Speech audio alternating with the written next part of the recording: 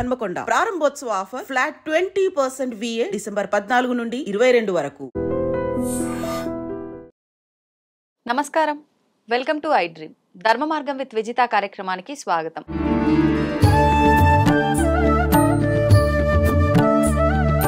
ప్రస్తుతం మనతో పాటు ఉన్నారు ప్రముఖ ఆధ్యాత్మికవేత్త సుభాష్ శర్మ గారు. ఇప్పుడు వారితో మాట్లాడి మరిన్ని విషయాలు తెలుసుకుందాం. నమస్కారం గురుగారు. గురుగారు, మార్గశీర మాసంలో వచ్చే అమావాస్యకి ఏదైనా ప్రత్యేకత ఉందా? ఆ రోజున ఎటువంటి విధి విధానాలు ఆచరిస్తే బాగుంటుందో తెలియజేయండి. తప్పకుండా. ముందుగా ప్రేక్షకులందరికీ శ్రీమాత్రే నమః, శ్రీ గురుభ్యో నమః. నమో దేవ్యై మహాదేవ్యై శివాయై సతతం నమః. నమ ప్రకృత్యై భద్రాయై నిహతాం ప్రణతాస్మిత. మనకు మార్గశిర మాసము ఈ సంవత్సరము అంటే డిసెంబర్తో పోల్చుకుంటే సంవత్సరానికి ఆఖరి మాసము.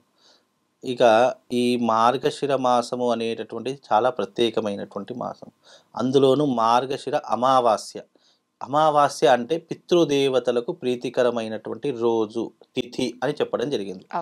అయితే ఎవరైతే పితృకర్మలు సరిగ్గా ఆచరించలేదో, పితృకర్మలు ఎవరైతే సరిగ్గా చేయలేదో అలాంటి వారి కోసం ఇదిగో ఈ అమావాస్య రోజు వినియోగించుకోవడం ద్వారా పితృదేవతలు సంతోషం చెంది వాళ్ళు ముక్తిని పొందేటటువంటి అవకాశం అమావాస్యకు ఏర్పడినటువంటి రోజు.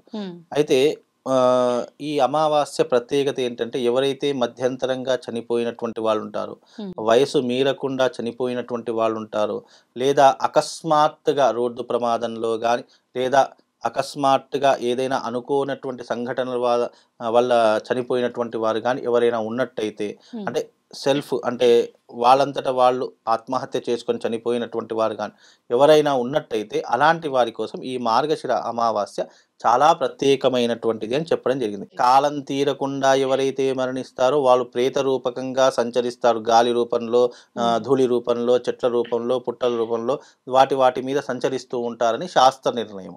అలాంటి వారి కోసము ఈ అమావాస్య రోజున పితృతర్పణము, పితృయాగము, అలాగే గంగా స్నాన విధిని ఆచరించడం ద్వారా వాళ్లకు ముక్తి కలుగుతుంది అని శాస్త్రవచనం.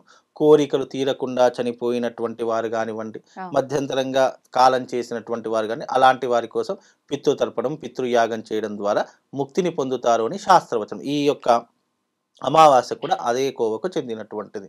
ఉపవాస దీక్షను ఆచరించడము, గంగా స్నాన విధిని ఆచరించడము, పెద్దవాళ్లకు తర్పణ విధిని ఆచరించడము, మధ్యాహ్నం 12 అపరాహ్న వేళ అంటారు. మధ్యాహ్నం 12 నుండి 2 గంటల వరకు అపరాహ్న వేళ అని అంటారు. ఈ అపరాహ్న వేళలో పితృదేవతలకు తర్పణ శాస్త్రం అందించడము, మనం తినేటటువంటి అన్న పదార్థం ఉంటుందో ఒక ముద్దను పక్కన పెట్టి ఆ ముద్దను పితృదేవతలకు అంకితం చేయడము, ఇలాంటివి చేయడం ద్వారా మనకు ముక్తి కలుగుతుంది. నిజంగా శాస్త్రం ఎంత గొప్పది అంటే, భగవంతుడి యొక్క అనుగ్రహానికి అనేక మార్గాలు సూచించారు శాస్త్రంలో.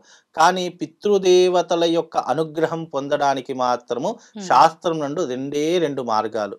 ఒకటి పితృయాగము, రెండవది పితృతర్పణము. ఈ రెండుటి ద్వారానే పితృదేవతల యొక్క అనుగ్రహాన్ని మనం పొందవచ్చు. కాబట్టి ఇక్కడ శాస్త్రం ఏం చెప్పింది అంటే, భగవంతుడి యొక్క అనుగ్రహం ఉన్నా లేకపోయినా, భగవంతుడి యొక్క అనుగ్రహం కాస్త తక్కువైనా, పితృదేవతల యొక్క అనుగ్రహం మాత్రం సంపూర్ణంగా ఆ కుటుంబంపై ఉండే తీరాలి.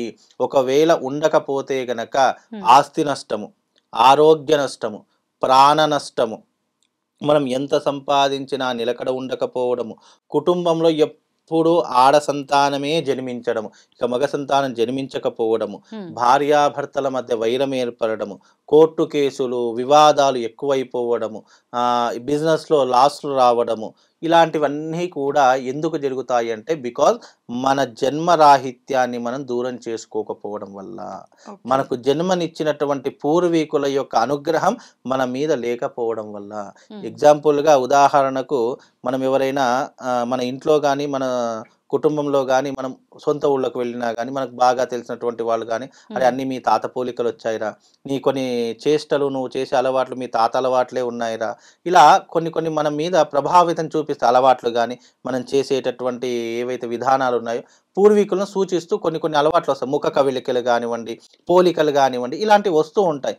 ఎందుకు వస్తాయి అని అంటే, ఆయా పితృదేవతల యొక్క రుణాన్ని మనం తీర్చుకోలేదేమో, అందుకే మళ్ళీ వాళ్ళు ఈ జన్మలో మన గర్భాన జన్మించి మన యొక్క రుణాన్ని తీర్చుకోవడానికి లేదా వాళ్ళ యొక్క రుణాన్ని తీర్చుకోవడానికి మళ్ళీ మన వంశంలో జన్మించారేమో అని భగవంతుడు సూచిస్తుంటాడు. కానీ ఇవన్నీ నమ్మడానికి చాలా హాస్యాస్పదంగా ఉంటాయి. కానీ నిజానికి వాస్తవానికి కర్మ ఎవరిని వదిలిపెట్టదు.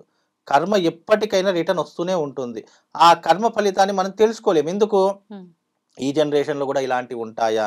నిజంగా మనకు టెక్నాలజీ ఇంత పెరిగిపోయింది, అప్డేట్ అయ్యింది, నిజంగా ఇంకా ఇలాంటివి ఉంటాయా అంటే టెక్నాలజీ ఇప్పుడు పెరిగిందేమో, కానీ దీనికంటే 100 టెక్నాలజీ మన పురాతన కాలంలోనే ఉండేది. 100 టెక్నాలజీ కాదు, అసలు మనము ఈ టెక్నాలజీ ఆ కాలంతో పోల్చుకుంటే అసలు ఏమీ పనికిరాదు, అంత టెక్నాలజీ ఉండేటటువంటి. కానీ అప్పటి నుండే ఇంత ధర్మాన్ని ఆచరించిన పెద్దలు ఎంత ముందు చూపుతో మనకి ఇవన్నీ అందించారు శాస్త్రంలో.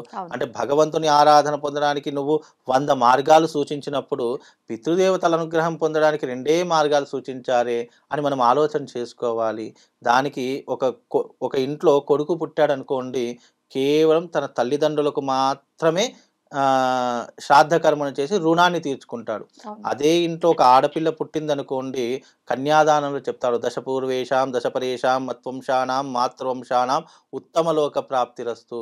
అంటే ఒక ఆడపిల్ల పుడితే 10 తరాలకు, అంటే అత్తింటి వాళ్ళకు 10 తరాలకు, పుట్టింటి 10 తరాలకు కర్మ చేసే అవసరం ఇక నీకు లేదు అని చెప్పి సంకల్పంలో చెప్తాం. అంటే ఆడపిల్ల యొక్క తత్వం అంత గొప్పనైనటువంటిది. అందుకే ఇంట్లో ఒక ఆడపిల్ల జన్మించకపోతే ఇంట్లో ఎంతమంది మగపిల్లలున్నా, ఎంత ఐశ్వర్యం ఉన్నా అది అలక్ష్మితోనే సమానమట.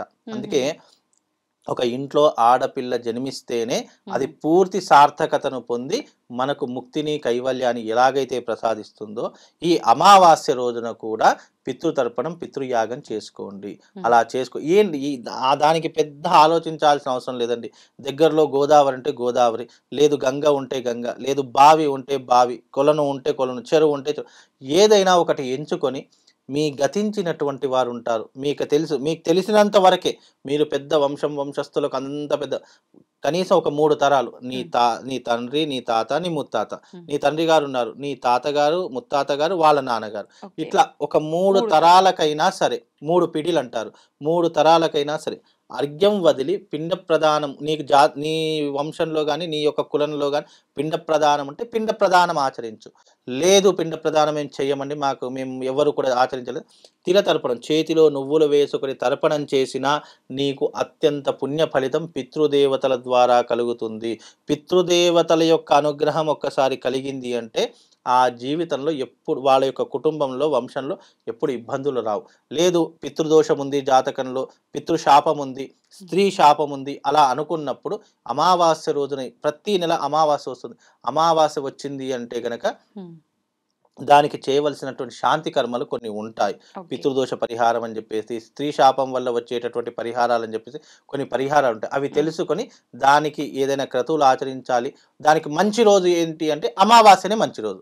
మిగతా వాటికి చాలా మంచి రోజులు ఉంటాయి శుభకార్యాలు, కానీ పితృదేవతలకు చేయాలంటే అమావాస్య రోజున చేయండి. తప్పకుండా దాని నుంచి విముక్తి పొంది మీ పితృదేవతలకు సంపూర్ణ అనుగ్రహం పొంది అమావాస్య యొక్క పరిపూర్ణమైనటువంటి అనుగ్రహాన్ని మీరు పొందగలుగుతారమ్మా. ధన్యవాదాలు గురుగారు.